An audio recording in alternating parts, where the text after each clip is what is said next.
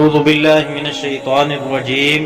بسم اللہ الرحمن الرحیم اللہ لا الہ الا هو الحی القیوم لا تأخذه سنة ولا نوم له ما في السماوات وما في الأرض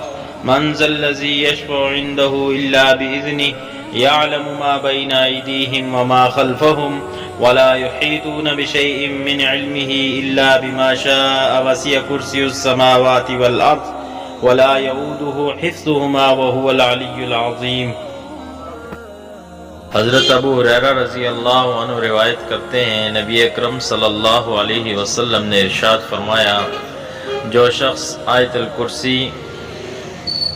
اور سورہ مومن کے آغاز کی آیات پڑھے گا وہ شام تک کوئی ناگوار صورتحال نہیں دیکھے گا، اور جو شخص شام کے وقت پڑھے گا وہ صبح تک کوئی ناگوار صورتحال نہیں دیکھے گا۔